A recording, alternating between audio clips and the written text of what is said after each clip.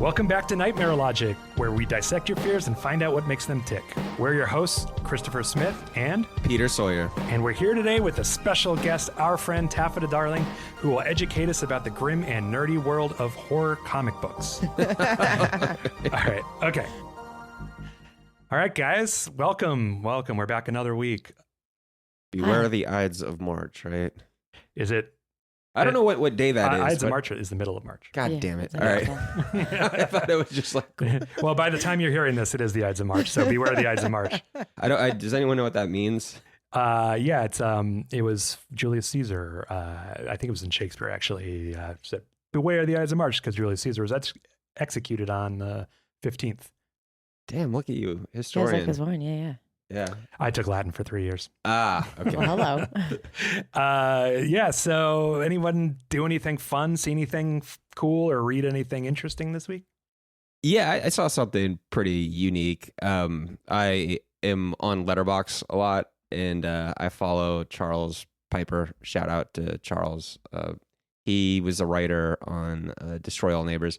Anyway, he reviewed something called Hangman from 1964, and the art on it really grabbed my attention. It looked like the Grim Reaper, but it's just very stylized. And so I was like, I gotta watch this. So I went on YouTube, and it's like a 12-minute short film from 1964 that's like a animation. It's like lightly animated. It's kind of moving storyboard type stuff. But it was cool. It was directed by Les Goldman and Paul Julian, and written by Maurice Ovgen, and it's relevant to today, so it's kind of political. You watch it and you're like, oh, this is Hangman comes to town, and right, it gets dark, but it's cool to see something. And the narrator's voice sounds very familiar to me. I'm sure he did a bunch of like stuff in the 70s and probably early 80s too. Cool. All right, I'm gonna check that out. Yeah, I have a couple things I want to mention here. I'm doing judging for the news and documentary Emmys at the moment for nominations. And one of the things I was requested to judge was Breakdown 1975, which is a Netflix documentary, which normally I wouldn't mention on here, except that it's about all of the films that came out in that period in TV shows and kind of like why and the reaction to the current climate. And there's a lot of echoes about like, today. And they talk about a lot of things like Carrie and, some horror adjacent things. But anyways, it was just really interesting. And, I actually kind of wasn't intentionally going to watch it. I'd seen it, but I was like, I don't know if I'm that interested. But because I needed to watch it and then I did, I realized that I kind of got a lot out of it. And it's probably worth checking out for you film nerds out there. And it's really resonant today because it really makes the case for us being in a similar political environment to 1975 with the Vietnam War and the Ford presidency and pardoning Richard Nixon and all of that, and sort of what that did to popular culture, and suggests that, who knows, maybe art and film are answer to that. So it's pretty cool. And the last thing I wanted to mention is I'm ashamed to admit that I'd never seen Black Phone until this week. But it keeps coming up, so I thought it was a good time. And, part of the reason I didn't watch it is I always thought the mask just looked kind of corny. So I was like worried it was going to be kind of a corny film. But actually I ended up really liking it. So, yeah, I don't know. Yeah, I really appreciated the how mean-spirited it was, because it did not feel like a typical Blumhouse movie to me. Mm-hmm. And it's a period piece, right? It's like the 70s. It's been a minute since I've seen it. Yeah, exactly. I think it might be 70s or 80s. I think maybe it's early 80s. Yeah, but it's 80s. It's 80s. It's based on the Joe Hill book that I have not read, but I did read one of his books. I think it's called the Something Heart. Like, God damn it. But it's worth checking out for sure. For those few people out there who probably haven't already seen it. Ewan McGregor did a great job, I think, as the bad guy. I don't think he was like the scariest bad guy in the world, but also, sometimes evil's pretty banal. So that kind of worked for me. Okay, I got it. It's the Heart-Shaped Box. Heart-Shaped Box. By Joe Hill. which is a great book. And Joe Hill is Stephen King's son, for those not in the know. I did not know that. Wow. Yeah. A funny thing about the Black Phone, people were commenting, I mean, this is topical. They're like, the mask looks like Jeffrey Epstein's face. Yeah, right. I Once could you see that. I could see that. I think there's this weird thing in a lot of like horror that's directed at more like a teen audience, where they kind of put in these, it's like they're serious, but then they put in these like slightly goofy elements. And that always kind of takes me out of it a little bit. Like Scream's a good example about it, which we'll talk about in a little bit. But the Scream mask, it's like, I mean, I get why they did it, because it's like Halloween or like, you know, it's supposed to be like a Halloween mask, but I kind of worked there, but I just kind of feel like there are lots of films that do stuff like that, where it's like, oh, you could have reeled it back a little bit, you know, like why did he even have a mask? That wasn't really like central to the story at all. For Halloween, merchandising? I don't know. Yeah, Well, I guess it's probably actually the right except answer. maybe, I don't know if it's mentioned in the book. I'm sure it would be. Yeah. Right. Yeah. I mean, I think the one thing that did work with the mask is maybe it made him a little bit more scary, because you're not aware of like what he really looked like under there. And since he's such a central character, you know, a lot of times with horror, you want to hold back with the bad guy or bad creature or whatever it is, and, you know, be sparing with that reveal. But, you know, so maybe that was part of it, is like, you didn't want to like really see his identity. But I don't know. And then the weird clown thing with the balloons, never explained. You know, like why is he kidnapping people with black balloons? Who knows? It's creepy, I guess. Anyways, Taffeta, did you see anything or read anything this week? Or Well, just kind of to piggyback on the Black Phone, like I guess with the mask, it had very like, I don't know, it kind of reminded me of like the old school like Universal Monster stuff. It was very kind of like Phantom of the Opera in its own sense, to where it was just kind of like this weird guy living in this house and being creepy, and then he just hid behind the mask, which adds to that element of like, what is going on here? right. So I did like that aspect about the movie. Yeah. The one thing I've really been kind of keeping up with is the Cartoon Network show Primal. Like, it's essentially like a caveman kind of going through time, but since it's a caveman, there's like no actual vocalization of like conversation. It's more like a lot of grunts and a lot of growls, but it's told through like dramatic like music and like expressions. But then in this season, a little bit of a spoiler, but not really, you have the main character is like, you know, Spear, and he's a caveman. He's going through his whole life, but something happens to him to where like he winds up getting essentially put back together like kind of a Frankenstein monster. So like his brain is everywhere. So he's essentially kind of like this monster zombie that's now a caveman, like figuring it out and everything. And that's kind of what I've been watching. That's the one thing I'm keeping up to date on is that.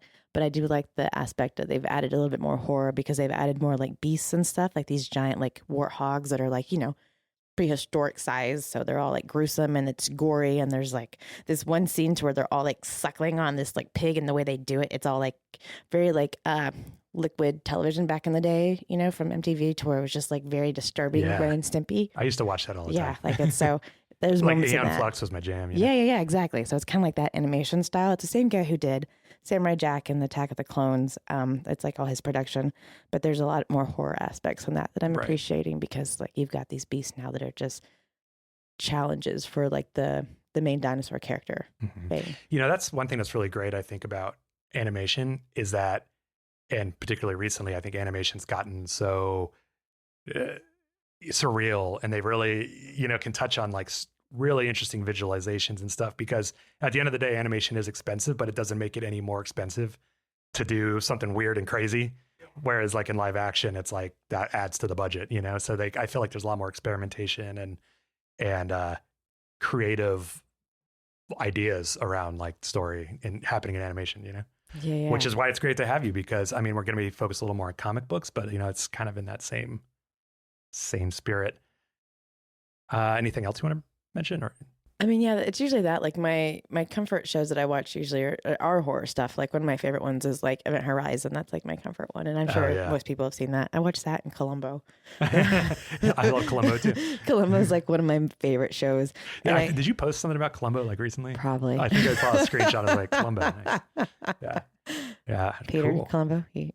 I don't think I've ever actually watched it. Oh So Okay. so maybe Yeah. I'm missing it wasn't out. really available until the streaming days, and Yeah. I stumbled on it on Netflix. I think they used to have all the seasons or Yeah. something, but I don't think they do anymore. It's old, right? Yeah, they've got it on Tubi for free. They've got it on Amazon Prime for free if you have that, you know. But it's a little bit of horror. It's a detective show, but I Yeah. mean, people die Right. and Yeah. they're killed in like brutal ways, Yeah. and just the aspect of it being like from a different way to I where think it's like like 70s, right? yeah, Yeah. well, like early 70s on into like at least like the 90s, I think is because it stopped for a while and then they like brought it back when Peter Falk was a little bit older in the 90s. And it's weird because like I've watched everything from the beginning and then you hit the 90s and it's like, wait a minute, this is more modern and it's still Columbo as a 70s gritty detective, Yeah. you know, like in the 90s, like at the Playboy Mansion, and like all this style is like so bright and poppy and the big hair, and he's still like That's his so old funny. self. I've Yeah, never yeah. seen any of those.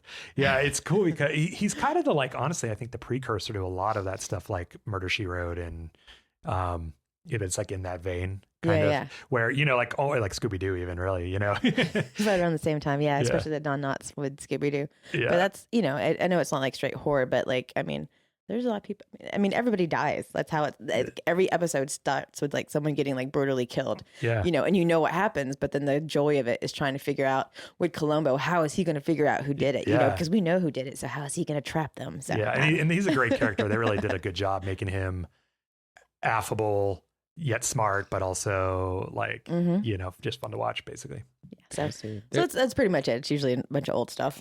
There's a show that I've never seen from I think that time frame, maybe earlier in the 70s. Kolchak, you guys familiar with that? Mm-mm. That is like a horror series with a I think detective Yeah, in Vegas, if I'm not mistaken. based off a series of books. Yeah, but I've not seen it. I've only heard good things, and Yeah. I don't think it's streaming anywhere, or I just never think to look. Yeah, Cool. I'm gonna check that out too. There's so many good suggestions here. Moving forward into some news, breaking news. This is obviously going to be, we're not going to post this for a couple weeks, so this will be old news by the time you all hear it. But Paramount is officially buying Warner Brothers Discovery after Netflix backed out for $31 a share in a deal worth $110 billion. And they will pay Netflix the $2.8, I think, billion pullout fee on behalf of Warner Brothers. And a lot of people are not happy with this. You know, we have the movie theater group, Cinema United, WGA, and other unions opposed to it. Staff inside CNN have expressed discomfort with the purchase, along with other Warner Brothers properties. The Attorney General of California and many other quote unquote blue states are against it, mostly for the consolidation of the media aspect. So, yeah, and you know, there's some truth behind that, as we've already seen the sort of pressure for CBS to be a little more right-leaning in their bias, and there's also been some. Paramount's blacklisted some Hollywood directors who don't align with their values around Palestinian rights. And so, I guess I got a couple questions for you guys about this.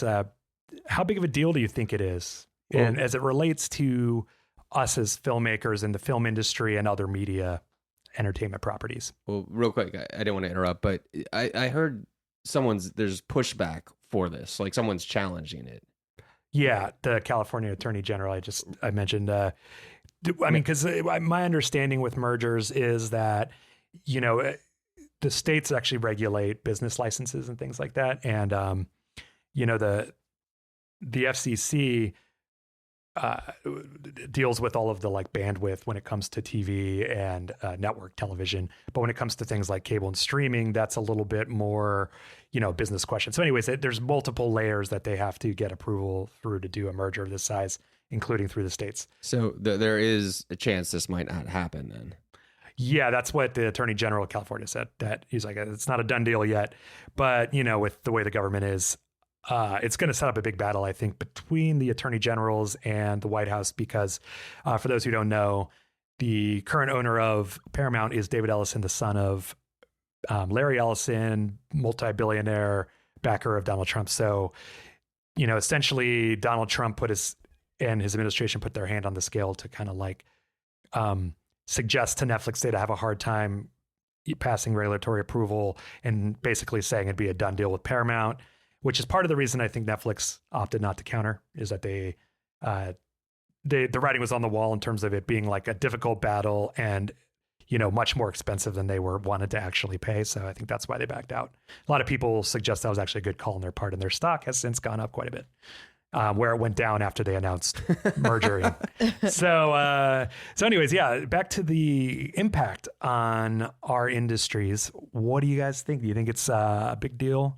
Oh, of course. Yeah, it's a huge deal. I don't like monopolies, especially like as we keep drifting into dystopia. I mean, the interesting thing about anything like that is I feel like there's always some kind of creative response. I don't know, all of a sudden, you get some ethical billionaire being like, dude, I'm not on board with this. I'll start some indie studio or, some kind of something that can compete with this. Mm-hmm. Yeah, that's the silver lining hope, isn't it?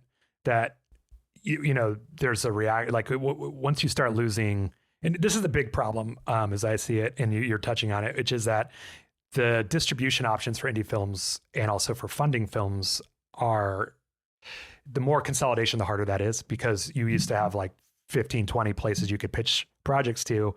But if they're all owned by the same company, what ends up happening is you go to those verticals, but they're like, oh, this is really appropriate for this one particular brand in our portfolio. So they send you there. And so you really get like 2 or 3 bites at the apple now when you used to have a dozen.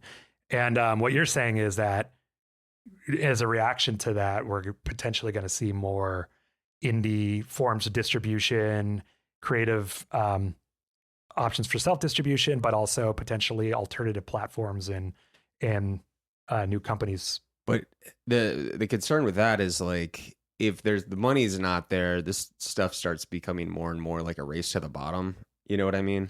Well, before we started recording, you mentioned Screamify. Yeah. You want to talk about that a little bit? Yeah, sure. So I discovered there is a indie streaming platform called Screamify. I think they started last year, but I just discovered them recently.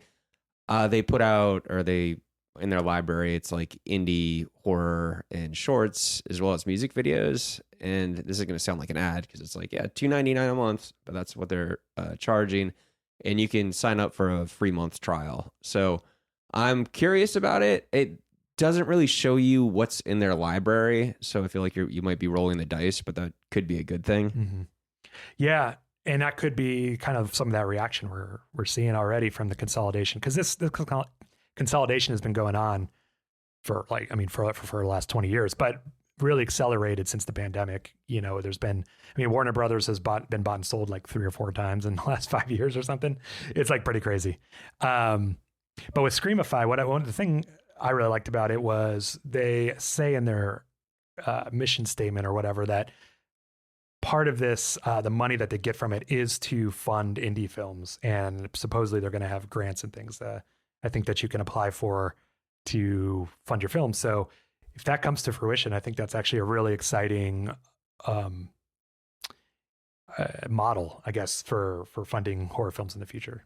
Right. No, I agree. Yeah. What about you, Taffeta? Do you have any thoughts about this? I do, because like I know it's a big thing for like all the movies and the TV shows, but like I also think it's going to be curious for everyone who works in the comic book industry as well, or just like the literature industry and all the publishing industry, because those are still owned by other people. And anyone who winds up getting, Warner Brothers is going to also, absorb DC, which is like, one of the biggest, comic publishers that are out here. So I'm curious to see how that's going to affect the writers. Is DC the entire company owned by Warner Brothers, like even the comic book part? Yeah. Wow. It's all, like it trickles down. I didn't realize. I thought maybe they just licensed the film rights or whatever. No, it's all like one. So like they could easily have their say on like which titles stay, which titles go. A lot of people don't like the Superman titles and how it's changed, because now it's like, no longer the American way, like right. they've politically, they've changed that, and there was a lot of pushback on that. So it'd be interesting, because I'm curious to see how it's going to affect some of this publishing things. 100%. They could even just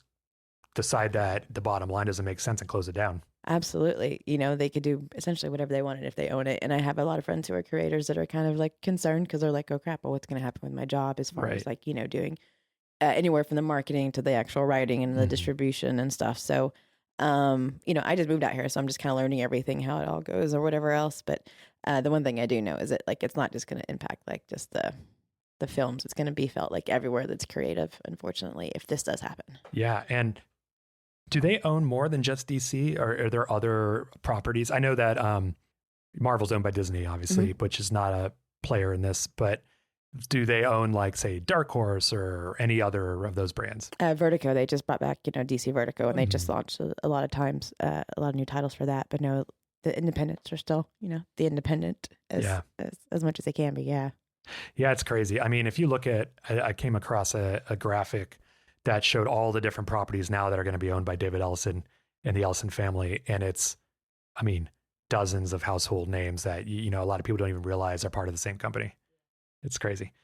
Well, there is this rumor about that they have a blacklist for people who are pro-Palestinian. That's also kind of crazy to me, is that we have to play political games to cover our ass in public. Yeah, it's a tough one. I mean, particularly on this issue is the most divisive, probably, particularly in Hollywood. You're touching on an issue that's the stakes are so high for people, and there's just there's no agreement even along political lines, Well, I will say it goes both ways. I mean, Gina Carano, how do you say her name? The MMA fighter who said something. She was it The Mandalorian? And she, right wing, and then she was booted off. So it's whoever's in charge can sway things. That's the thing. It's like when you amass all this power through consolidation, I'm not that spyglass. I'm not familiar I assume they're not owned by, impacted by this merger in any way, but, imagine that times 10, if you piss off one of the Ellisons, like, that limits where you can go to, like, Netflix, maybe National Geographic. I think they're currently owned by somebody different, but, there's just really not a lot of opportunity anymore to, it's bad for everybody, frankly. So moving on to the next little news topic is we got an X-Files reboot, which I'm stoked for. Did you watch the X-Files? Oh, absolutely. Yeah. That was my jam. That was late night jams for baby Taff. Yeah. I'm still is, Yeah. I never got to the X-Files. I discovered punk rock and girls around the age that came about.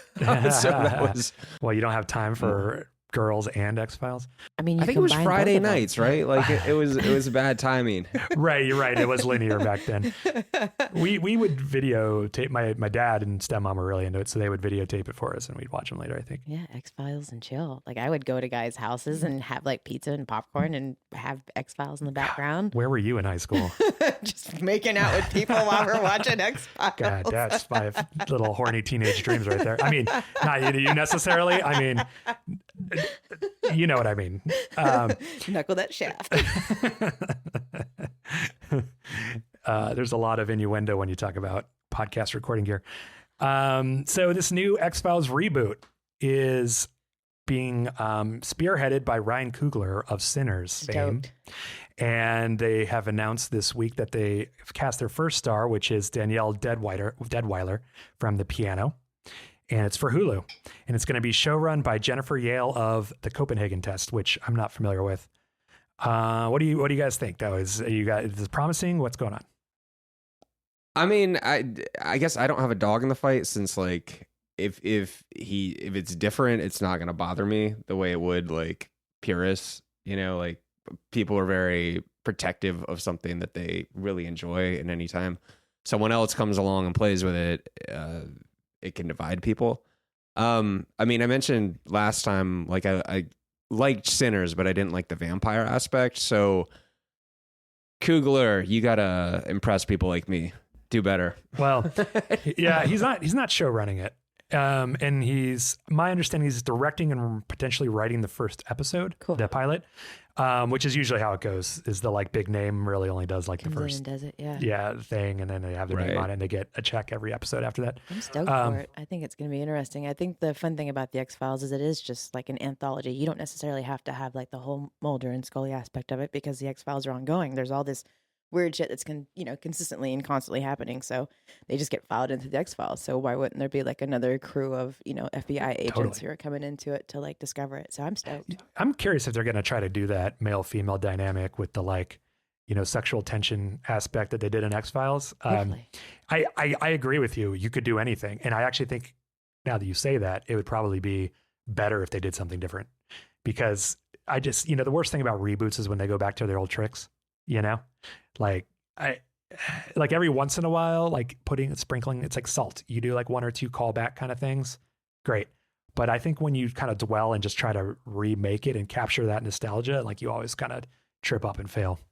What's also interesting about it coming out is like if there's all this talk of aliens are real, I'm like, well, that's a good point. We do live in a whole new context of that. But I mean, that opens the door to like all sorts of, like, it could be an AI episode, you know. I'm sure he will do a great job with it. Yeah, I mean, now you bring it up. This week also, President Obama went on a podcast and said aliens are real. And, he cleaned it up and said that, like, he never saw evidence of aliens, but that, there was UFO stuff in the government that, Well, the particles are out there. I mean, like, they've already discovered, like, what is it on, like, the moons of Neptune and under the ice? Like, there's, like, living, like, worms or snakes and stuff like that. So that's technically like an alien. I don't think that's been proven, but there's a lot of suspicion. There's, like, a lot of, talk that there's, like, other organisms out there. Well, I mean, and what Obama's referencing was the Fermi paradox, which is literally, if you do the math, there's just no way there wouldn't be other life out there. Yeah, exactly. Yeah, what is it, like the Carl Sagan from Contact? It seems like an awful lot of, waste of space. Yeah. Just to be us. Yeah, it is. I mean, you're talking billions and billions of galaxies. There's more stars than grains of sand on the Earth, something like that. And each one of those, we're finding it's more common that they have planets than not, I love it. I hope there is. And I hope they never come here because we'll be awful for them. I want the government to start talking about ghosts. I feel like that's what we're missing right now. Just throw that in. Well, on a future episode, I'll have to tell you the evidence I've seen of ghosts. And I'm not talking about like a personal haunting story. Like I worked on a documentary about ghosts. Oh yeah. I went to some scientists and they were like showing evidence. I'll talk. I'm a skeptic, so I will. Hell yeah. Let's we'll have that convo in a future episode. The last thing I wanted to bring up is there's going to be a Neuromancer series at Apple. Oh, what? Neuromancer. Are you, Taffeta, Neuromancer? I feel like I know the name. I'm trying to picture it. Okay. Right, so Neuromancer is a William Gibson book, which is basically it's like the first, I think people often credit it with creating the genre of cyberpunk. And it really introduced a lot of the tropes of cyberpunk, that sort of gritty technology, but it's like futuristic, but like kind of a gritty lo-fi kind of version of it. And the whole idea of the Matrix, like that term comes from Neuromancer. A lot of the characters are based on characters in it. So, but it's like the granddaddy canon. It's like doing Dune, but for cyberpunk, and it's considered to be kind of unfilmable, which is why it hasn't been made up till now. I think the technology wasn't there to really do it justice. And so it's kind of exciting that they're going to take a swing at it. And, Apple's kind of established itself as the home for sci-fi and the big streamers. So I think they're going to do a pretty good job. They tend to knock it out of the park. And it's being helmed by the Dark Winds creator, Graham Rowland, and Slight director, J.D. Dillard. I like anything Apple does it these days. Like all their sci-fi stuff is just amazing. It is. Foundations. Well, For All Mankind, Hello Tomorrow, like their Silo adaptation. Oh my goodness, The Expanse. Yeah, like everything they've done, I'm on board with Apple. Did they do the Expanse? I thought the Expanse was Amazon. Was it? I thought that was Apple. You might be right. Or maybe it's the Foundation. You're thinking of Foundation. Foundation, yeah. I like the Expanse too, but that was I think pretty sure it's Amazon. Someone at home is going to correct me. I'm sure. Yeah, that's it. So that's exciting. I just wanted to kind of announce that more than anything. Great. Well, that brings us to the end of that, and we're going to segue now into our main topic of conversation with our guest here, Taffeta Darling, who we're going to let introduce herself because, actually, I'm going to hand it over to Peter. I think you've got some things to say. So, Taffeta Darling. Hello and welcome. We're excited to have you. Could you speak about your name? Because when I met you and you tell me that, and it references something that I think listeners might get a kick out of. Oh yeah, it's my favorite movie is Young Frankenstein. I'm a huge Mel Brooks fan, and there's a scene in there where Madeline Kahn and Gene Wilder are splitting as he goes off to Transylvania, and she's in this taffeta dress, and her nails are done, and it just, I don't know, it's a silly scene where he tries to hug her, and she's like, "Oh, the dress, it's Taffeta Darling," and he's like, "Taffeta Darling." She's like, "No, it wrinkles so easily." So it just kind of became like my moniker, almost as a beacon for people who may in the nerdy world, to where it's like, hey, like if you get this reference, we're probably going to have something to talk about because my life is essentially ran by movie quotes and song lyrics. So that's just kind of what I what I took on was that. Right on. No, it's cool. It's fun to learn those stories, behind names. Totally. Yeah. Or People, nicknames. I like when they finally see the movie. They're like, "Oh," I'm like, "Yeah." I'm like, okay. I'm like, "Yeah, it's funny, right? It's the most ridiculous scene, and it works so well." And then when I got married, my dress was taffeta, so it was like this whole full circle thing. Right. Did you have any other like runner-up names from any other movies or anything you were considering? No. Well, when I was on the roller derby team, like my name was like Fatally Yours, and then it was also Tick Tick Boom, but those were just like roller derby names. Like I essentially had like my pinup career, which I started, and like everyone kind of has like their own moniker or their like cool little sassy name they use, and I just went with that because it just makes perfect sense. You did derby.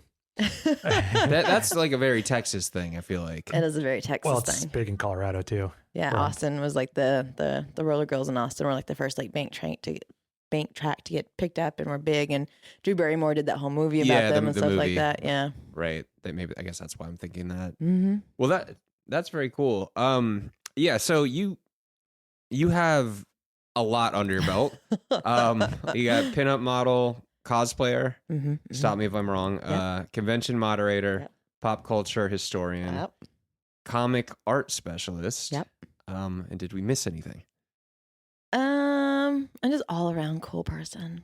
Also from the punk and hardcore scene, more punk probably. A little bit more punk, yeah. Yeah. I grew up listening to, everything off of Fat Records and Alternative Tentacles, and pretty much Alternative Tentacles like was very formative for me. Hopeless Records, yeah, all the fun pop punk stuff. Yeah. So Peter and I just recently met Taffeta, who's relatively new to Los Angeles, and obviously kind of hit it right off because we have all these things in common, and she seemed like a wonderful guest to have on the pod. So that's why she's here. Yeah, no, absolutely. So we're stoked to share you with the world that already knows you. Well, it's fun. I'm stoked. Like I said, I've been trying to find like different crews in my people, and you're covered in John Carpenter tattoos, and you listen to fucking punk rock, and right. no one listening knows who I'm pointing at. But both of those are my world, so it worked out. Yeah, totally. It's and you like D&D, and I like D&D, so we got that going on. So let's start with what's a fun piece of trivia about you? I mean, your name was one of them, but I figure you got something else that might be worth sharing. I'm super white passing because I was born in Guatemala. I'm from Central America. I lived there for a little bit until I went to Texas. And I have a long history of playing French horn from like 7th grade into my senior year. I was going to go to school for music composition and education. Huh. I know, right? Was in marching band and played trumpet in jazz band. Were you in a ska band? I was in a ska band. I knew it. It's anyone who plays horn, like ska. I was in a very small local indie ska band. What was the name? It's got on the title, isn't it? There was. Yeah, in the 90s you had to. We were called the Ska Walkers. It all ties in. Did you guys do any like silly covers? Not really. I was just kind of there for like the first iteration for the first summer of it and stuff. I didn't get along with the trombone player who wanted to write my parts for me, rather than letting me play. They just liked the idea at the time of having a girl trumpet player, which has kind of been most of my life. It's just like, here's a girl that's cool and knows this shit.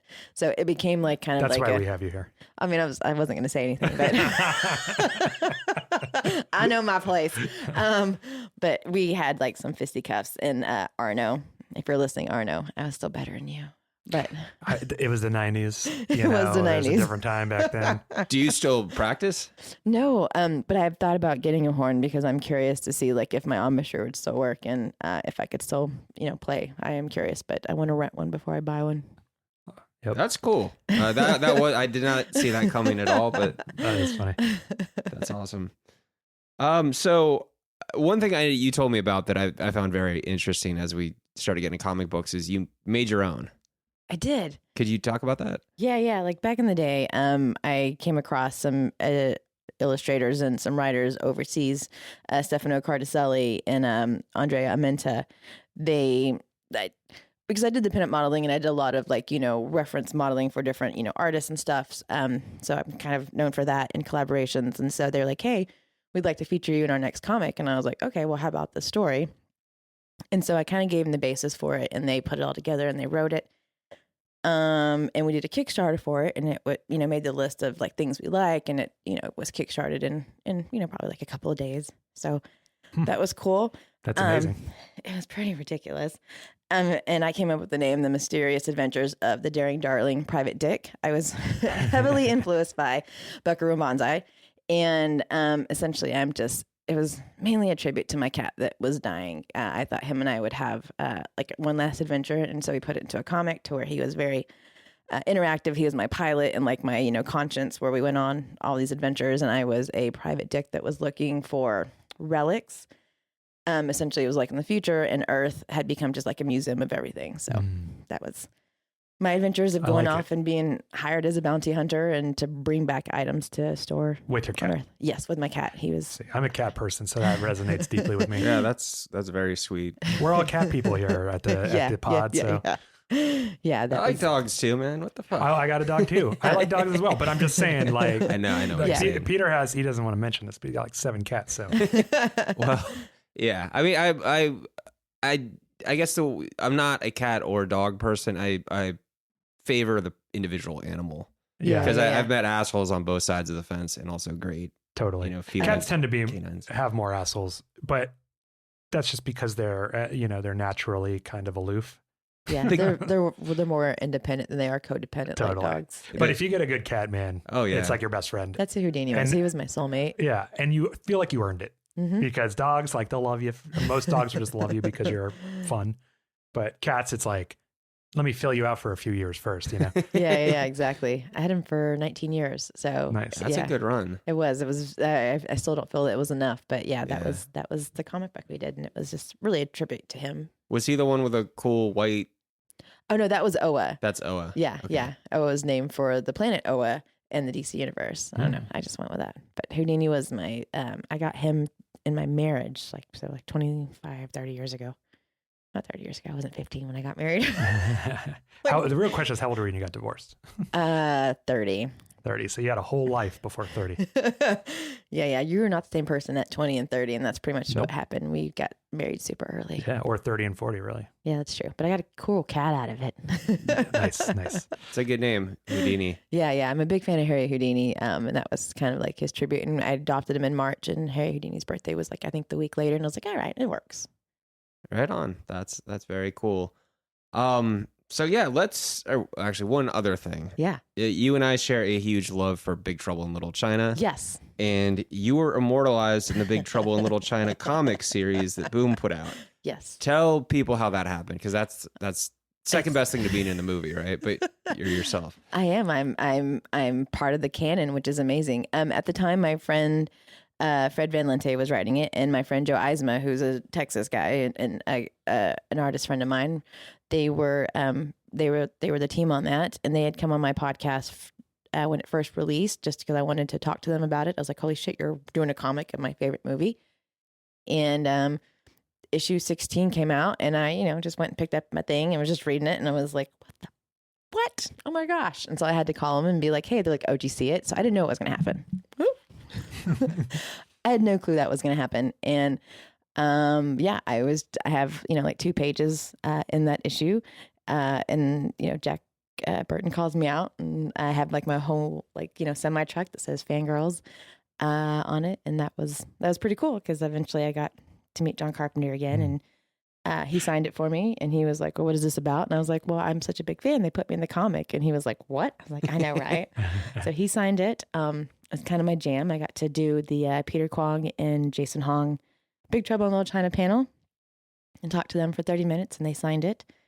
So yeah, that's how it happened. Great. That's awesome. That's so it cool. It is a very random thing to be able to tell people, oh yeah, I'm in this issue, and they're like, what? It's like, yeah, I know, my life is fun. No, that's some serious bragging rights. Yeah, you got to get in the next one, Peter, if there's a next one. We'll see. So let's talk horror comics. It's like superheroes get all the notoriety, but you being a comic expert, what can you like, as a horror fan, I read the literature, I watch the movies, but I have not really kept up with horror comics. I think I was telling you the Silver Coin was the one that graphic novel that I got that's more recent that I thought was cool. But yeah, tell us what you think of them and enlighten us. Maybe you could like just kind of give us an overlay of like Crash course. a crash course on horror comics, without getting too specific on, but like what's the vibe like? Like what is it like? It's a good time for horror comics. Like my love for it goes all the way back to like Tales from the Crypt, like the animated, not the animated, but the HBO series, and eventually the animated one. Like I really love horror anthologies, like Tales from the Dark Side, Tales from the Crypt, Tales from the Hood, like all that stuff is, I love just like these little short bits of the anthologies that we get, and that's pretty much what I read and I lean into these days. Starting with Tales from the Crypt, and I've been more of a horror fan than I have any other genre. Like, yes, I love Batman, and I can talk about Batman, but I can talk about horror all day. It became just my comfort genre, I guess, because like the horrors of life have always been just so more real than like, Boogeyman or whatever else that I can just watch that and watch and get comfort out of that not being real. I don't know. So lately there's a couple of titles that are out there. Beneath the Trees Where Nobody Sees is a huge one that's coming out right now. That's out by Patrick Horvath. And it essentially takes like Dexter, like the Dexter theme of, taking out the bad guys or whatever, but it's like this gardener that's just like in a small town, and it's done in the art that's very reminiscent to like, you remember the Richard Scarry books back in the day or the Bernstein Bears? Yeah. It's like that. So it's a really interesting juxtaposition because like everything's like anthropomorphic animals live in this town, and there's like this bear who takes people out and, buries them in their garden. And so that's like a really popular one because people like the idea of this really cool childlike art, but this like, brutal murders that are happening as well. And that's pretty popular. I like Hello Darkness, which is also an anthology, and it's told by various people, big artists and writers. They come together and kind of tell their tales. And I think right now there is like a superhero fatigue. And so it's giving a time for like a lot of indie comics to shine.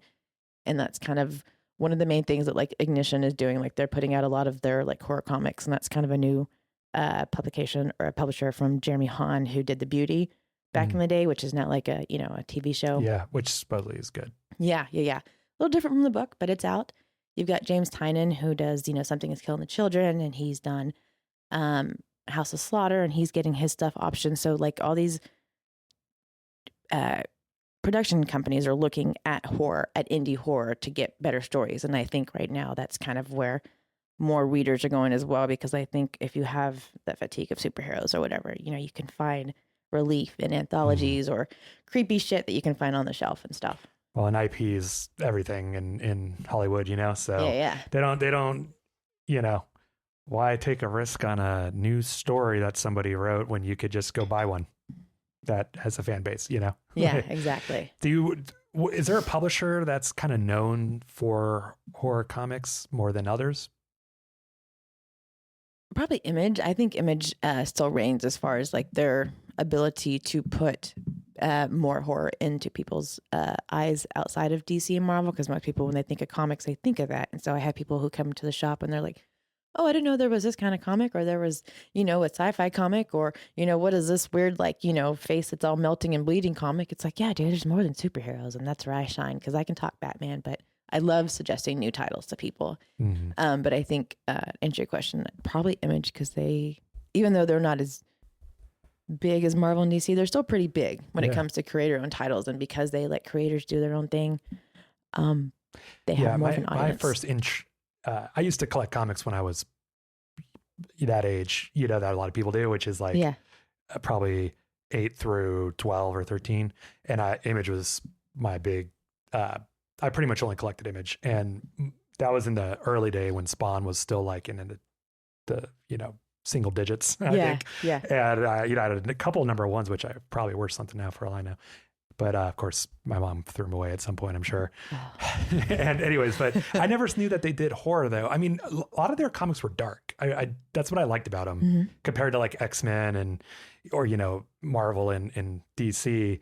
There was a darkness to Image and a modernness that like really resonated with me. Like, I mean, I was thinking like the Pit and the Max and all these like or like Shadowhawk. I mean, Shadowhawk wasn't that dark, but like, you know what I mean? There was just like Spawn was dark. I mean, and that was like their hero comic probably. Yeah. And like Dark Horse has like a lot of the, the Mike Mignola stuff, like a lot of the Hellboy stuff, which isn't like straight horror, but it is still kind of like the dark arts and stuff and everything that's kind of branched off into like his world as well. So does Image now have like straight horror books too? Or they do have straight horror books. Like, some of the ones I brought here like are actually from like, Image, but it's under like a different imprint or whatever. Yeah. But they're all, kind of put out through either Image or I think most of these are Image. And I wouldn't say they have like just a straight horror genre, but I think just with them having the ability to put indie people out there, more people are putting stuff through them. Cool. Yeah. Well, here's a question, and it may sound stupid, but I think it's might be fascinating since I'm kind of ignorant with horror comics. Is like I grew up watching horror movies. At a young age, you get grandfathered in. You see something scary, you're like, "What the fuck? How can that scare me? It's on a screen. It's not real." And occasionally you see a movie that has like chilling moments, and I'll read books and find scary moments in them. But do you ever read one and you're like, this is scary, this is disturbing, this upsets me, like in the comic space? Nothing that actually like scares me, just because I feel like I was super desensitized at a very young age. I was watching, Tales from the Crypt at like 10, right? And that's pretty brutal. With the rated R rating or whatever. But there are comics where I'm like, this is kind of fucked up. Can I cuss? Yeah. I'm sorry. Yeah, of course. You better fucking after cuss. the fact. Yeah, just after the fact. Yeah. No, I think there's definitely some that kind of like, I'm just like, man, this is fucked up. Like right now, one of my favorite teams right now is this okay, I was gonna say something else. Doug Wagner and Daniel Hillard.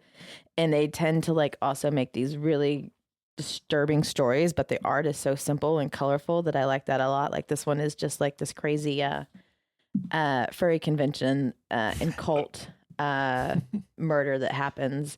This one right here, Vinyl, is the one I sell often at the store. And essentially it's like Texas Chainsaw Massacre meets like Charlie Manson, essentially. Like this guy is like a hardcore serial killer. And like he's so mental and so disturbed, he doesn't understand that the FBI agent who's always around isn't his friend. Like he's tracking him, but he's like, oh, this is my best friend because he's always around, And the FBI agent gets kidnapped by, a cult that he's investigating. And so, this guy that's a serial killer is like, well, I've got to go save my best friend, from like, this cult. So you've got like this like clash of, the serial killer who's very brutal and very gruesome, and this cult of ladies, Charlie Manson style, and it just becomes like this like kill off, like, in each panel is like more gruesome and more bloody, and like, oh my god, I didn't expect that at all. I actually love like the underlying idea there of like two bad guys essentially going at it and the body count getting out. That's really exactly cool. Yeah. Well, the art, the cover of it's very cool. It is, and they actually have a new comic coming out where it's called Narco. And the main character has narcolepsy, and he winds up he passes out when excited, like in any excitement, like through like a fainting goat, kind of. Yes, exactly. And he winds up seeing like his neighbor get brutally murdered, which is a very like Hitchcock-esque thing. And so when he wakes up, the cops are asking him all these questions, and so he actually has to go out. He wants to try to find who killed them or killed this girl and clear his name, but he also has to deal with the fact that he could easily just like faint at any moment. Wow, so I'm curious about that. But these guys are just so batshit. When people come in and they're like, what do you recommend? I'm like, well, what's your boundaries? Like, do you like a lot of gore? Do you like some batshit stuff? Or do you just want to play it safe? And I should also just hop in real quick and mention to anyone listening that we will have pictures of a lot of these books on our website on the show notes. So if you're curious about any of the titles that Taffeta mentions, you can go there to find out a little bit more about them. Yeah. I think, there's a lot that's out there. I mean, you can even get like the, I don't know, like we'll just talk about Rare Flavors really quick. I really like this guy. This guy is Ram V, and he also writes a lot of DC stuff, but I like seeing the people who normally do DC stuff and take it into horror. And this is like essentially like this demon that comes from hell, and he wants to be Anthony Bourdain, essentially. So he kidnaps a cameraman to take him everywhere so he can film him, like, capturing people and killing them and, becoming this, like, world-class chef around Earth and stuff. And it's, it's an interesting premise. Yeah. and the recipes that are in there, even though they're fake, they read like you could easily make something like this and just substitute like whatever, meat for your own. And then you've got like, the Universal stuff is really popular right now. They've got continuing stories of like, Creature from Black Lagoon, Dracula, Frankenstein, The Mummy, and The Invisible Man. That's the one that's going to be getting its trade. And the stories aren't retold; they're just continuations of these characters. Cool. So it's really cool that way. And the Phantom of the Opera one just dropped this week, and I think they're going to continue to do more of those. Maybe we'll get a Hunchback and a Bride. I don't know, but like there is. Well, that's really the Frankenstein stuff's real hot right now with the Bride coming out this year too. Like I could see them trying to capitalize off of that. Yeah. Well, like there's Bernie Wrightson's like Frankenstein Alive, like got a reissue and stuff like that, and he's kind of like the definitive Frankenstein artist and is well known for doing like all the Stephen King stuff as well back in the days. So there is a huge like horror comic community, but I feel it gets kind of overlooked because of the superhero stuff. But there's so much out there that's just fucking bonkers, to where I'm like, oh my god, this is creepy. To answer your question, nothing that scares me, but there is a lot of disturbing shit out there, and I try to share it every day. Yeah. Right. Yeah. Good. Well, that brings up an interesting question. What do you see as the difference in mediums between film and comic book in the sense of like, they each have their kind of pros and cons, like what they're good at in terms of how they impact an audience. Like, can you talk about that? Maybe compare them a little bit on like what you get out of a film versus what you get out of a comic book. I think, a film, it's a basic enjoyable thing to where you can just kind of turn your mind off and just enjoy it. Where I kind of like the books to where you actually have to, engage a little bit more, you have to kind of read it and stuff. And I think, you can do a lot more with the comics, especially if it's like a creator-owned comic and if it's your own thing, and you don't necessarily have to wait like a year for it. You can you get one every month, and it's like a continuation story. Yeah, that's cool. Well, here's a question. Some movies, and I don't know if it's just specific to horror. I'm guessing it's not, but they do. A movie will come out, and then they'll do the novelization of the movie. Yeah. Does that happen with comic books? Like a movie comes out, and then their comic comes after instead of before? Yeah. I think, like Dune is a good one. Dune's got a lot of novelizations of that, and it has a bunch of different, like, it branches off into different stories, like also continuation. I think that's usually what happens. It just becomes a continuation of whatever that story was. Like for Event Horizon, to circle back around, that's one of my favorites, but they had a comic book series that was pretty much like par for par of the movie, which was really good. But now they have one that's coming out that's actually going to be kind of the prequel to that. It's going to talk about like, the Event Horizon, like where it went to, like what it did in hell and stuff like that. And I think that's interesting because you don't have to invest all that money into a full production. Like if you already have like a really popular story with the comic, you can kind of go back and add more to, the beginning of it to give people more of a taste, or you could continue to go forward. When is that coming out? Next month, actually, or in March. So in a couple weeks. Okay. I really like that about there's like a synergy between the comic book industry and the film industry now in a really nice way where they borrow ideas from each other.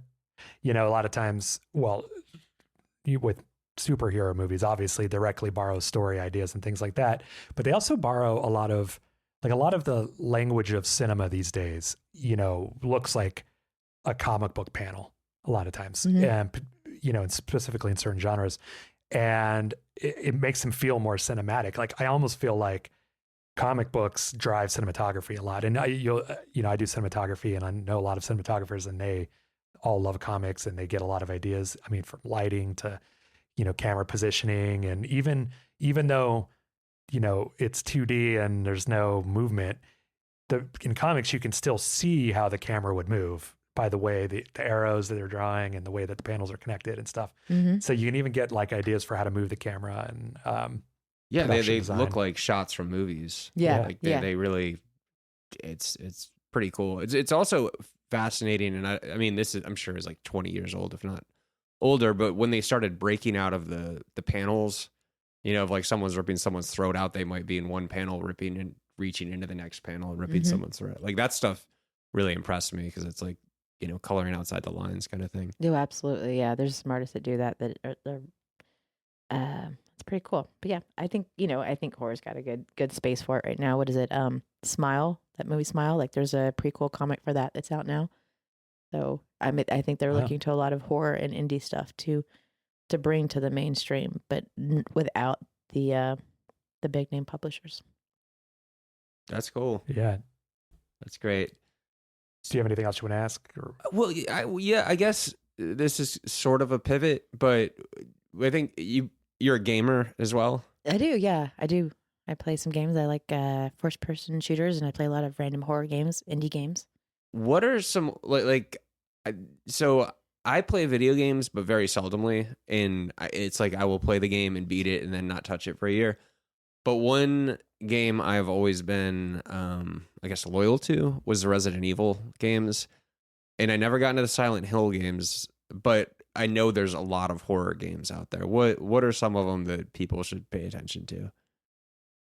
I think the most recent one that I played that was a super indie one, Choo Choo Charlie, and it's the guy who created it. I'm not thinking of his name right now, but he did everything, like from the design, from the production. Like it was just one person who did all of it. It's actually really well done, and it's just a train that has come to life in this like crazy, small town, with a little bit of lore, and it's super fucking scary. Like that actually has given me quite a few jump scares because he's a very violent train, and you're on your own little like caboose that's just kind of going around the city and like doing its little errands, but out of nowhere, like all of a sudden you hear this whistle and you're like, oh crap, oh crap, oh crap, and he's just gonna pop out of nowhere, and when he does, if you don't have the tools, like he like picks you up and he like shakes you out of your little caboose and he eats you. And he has all these like little spider legs. Like it's a really creepy character design, Whoa, Choo Choo Charlie. And it's actually difficult because like you reset. So every time like you get killed, like, you don't keep your stuff, you have to go back and get it. And so it's one of those games where I'm terrible at it, but I fucking love it because it's fun for streaming because like I'm a fucking wuss, with these jump scares. I'm like, oh my God, like I really get into that stuff. I recommend that one.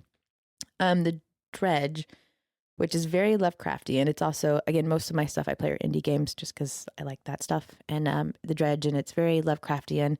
You're in like this kind of like this Innsmouth, town, to where there's like this mystery going on, and you just have like your boat, and it's a maintenance game. You keep building up your boat and you keep like fishing and stuff. But at the same time, there's like all this weird haunting stuff that's happening. Like every night at a certain time, like all these eyes come out in the middle of the ocean. You're like, oh shit, what's happening?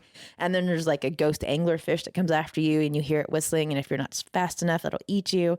And then there's like this one part where you're kind of like going through to get some of your treasure. There's like this Leviathan that lives underwater and like will just take you out. And that's kind of like the quest, or I guess story, is to figure out what the fuck is going on in this town, make enough money as a fisherman, and get the fuck out because you've crashed there and you're like, I don't know what's happening.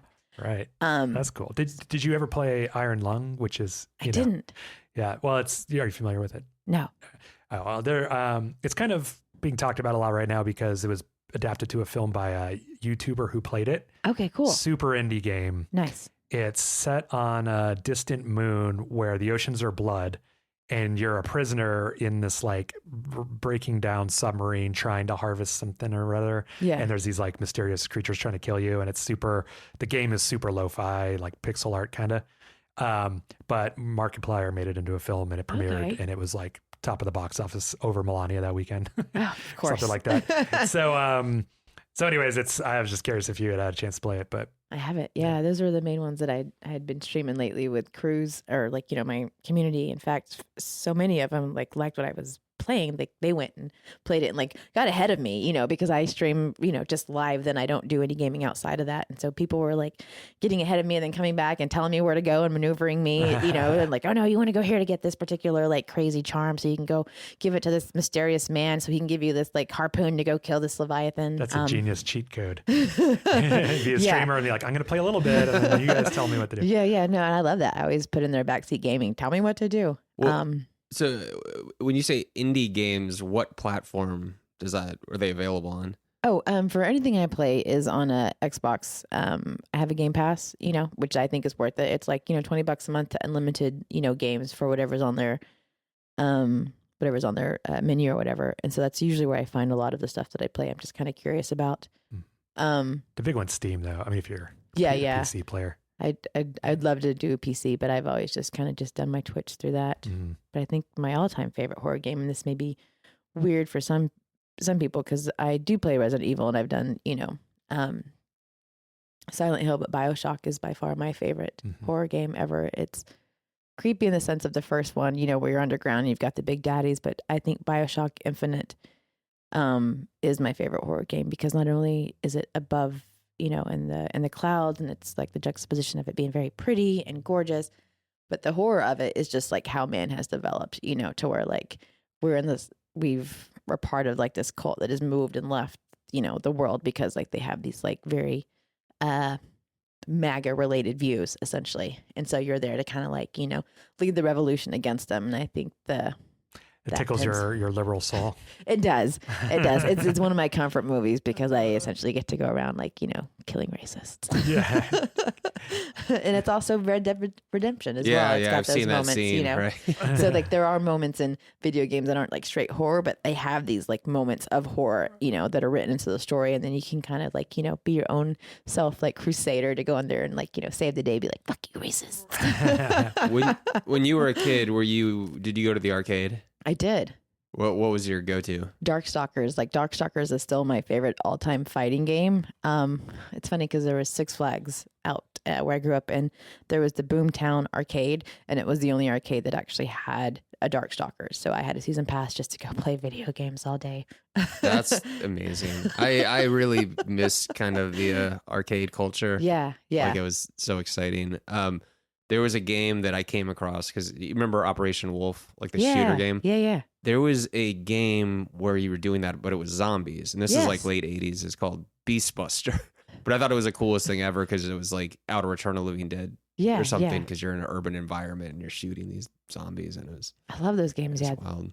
Arcade genres at the time were, definitely the zombie games and like the alien games and stuff like that.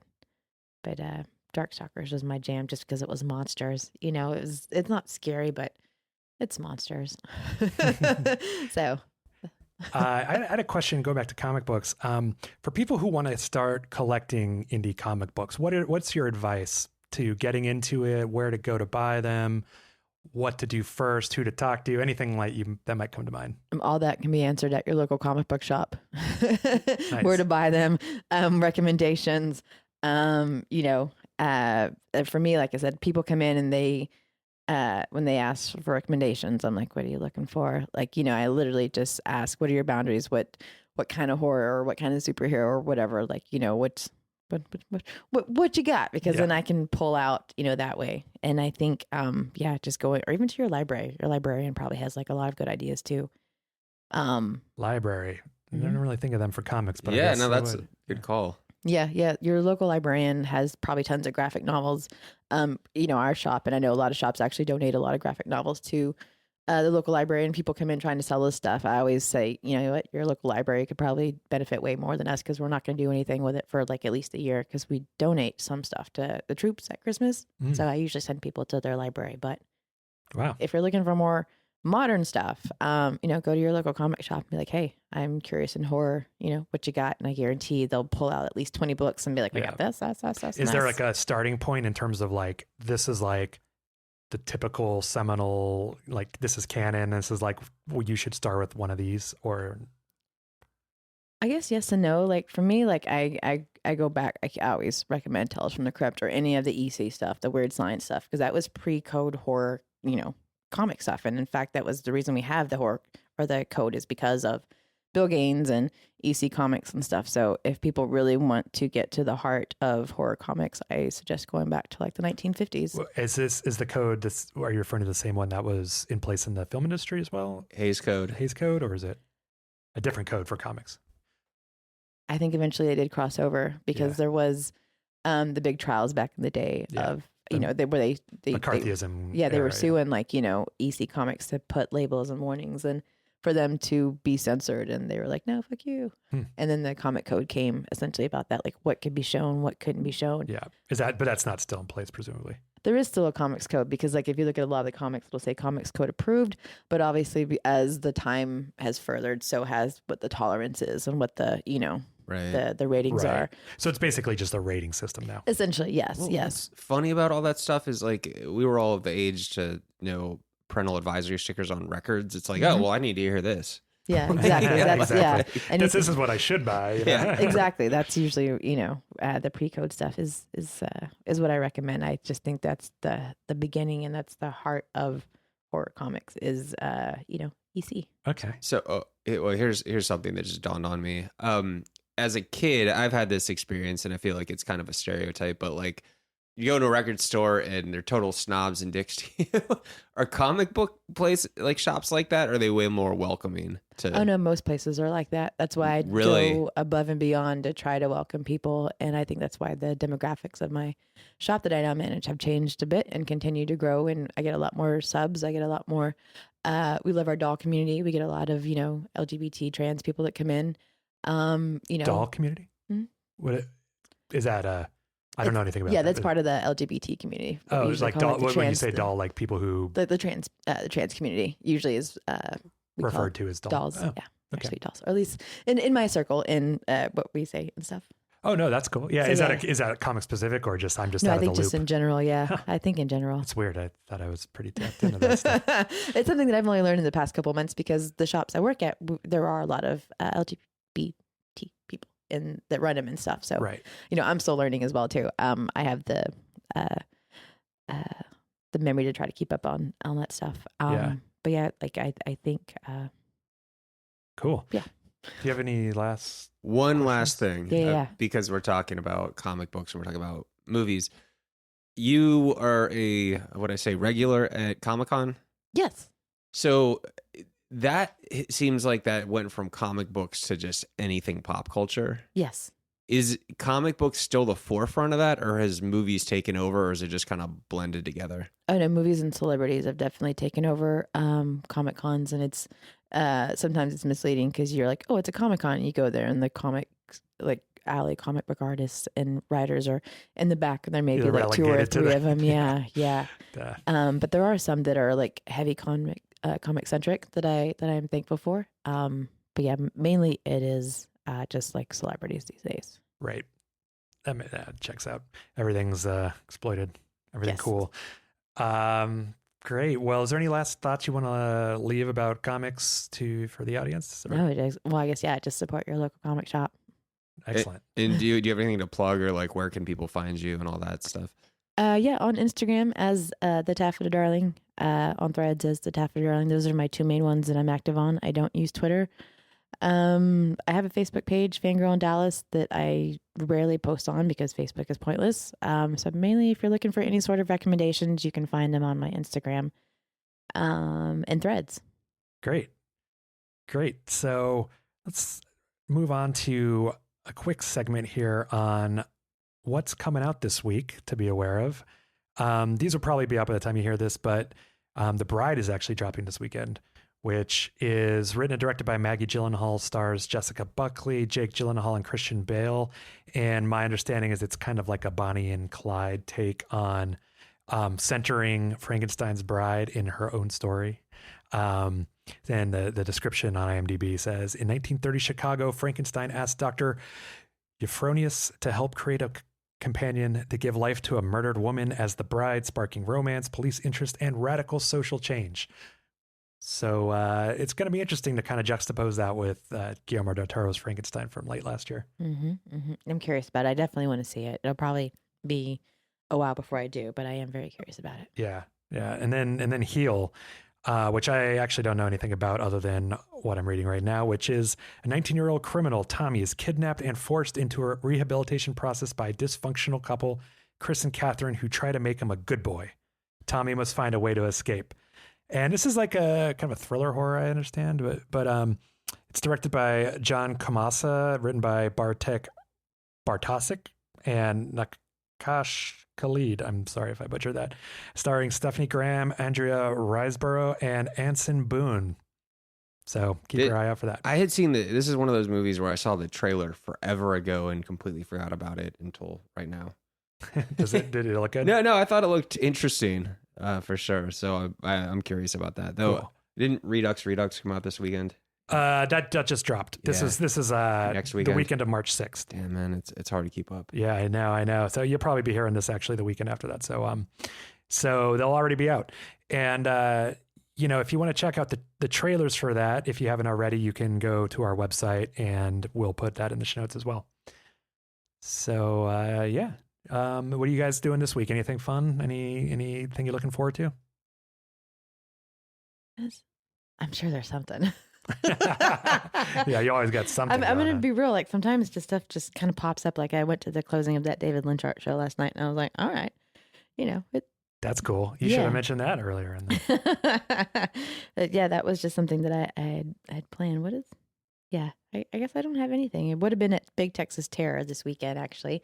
My big San Antonio convention that I work at in Texas, but that'll be my first year I'm missing it, which is a convention dedicated straight to horror and horror movies. And I usually do panels out there. So I'm not doing this weekend is I'm not going to my favorite horror convention in Texas. Was that because you didn't want to travel or? Yeah. I just have a lot going on, unfortunately. But I have Monsterpalooza. I was invited to come. I mean, it's a couple months away, but one of the artists is making me a Lily Munster costume.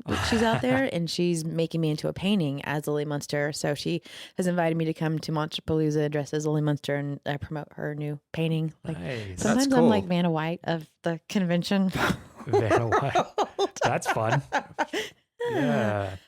So I mean, it's off, but I just thought about that. But it's Monsterpalooza, and it's a big horror convention, and I've never been to, so I'm excited for that.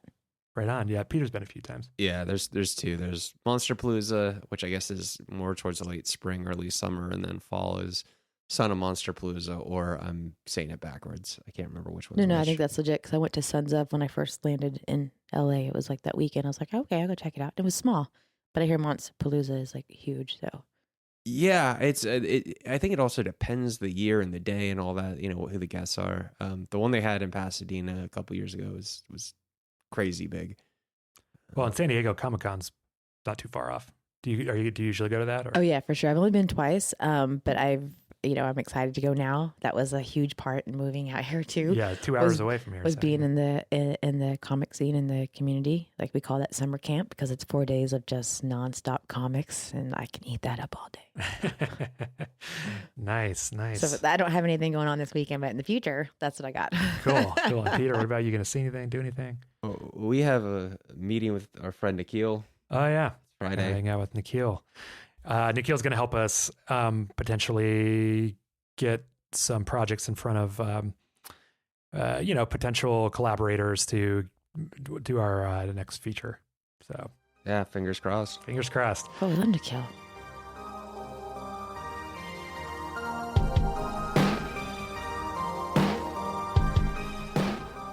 All right, that's going to bring us to the end of today's episode. We had so much fun this week with Taffeta that we invited her back next week, where we're going to talk about some outstanding horror music videos. And if you want to check out today's show notes, go to nightmarelogic.net. Follow us on Instagram at nightmarelogicpod. We're your hosts, Christopher Smith and Peter Soya and Taffeta Darling. Until next time.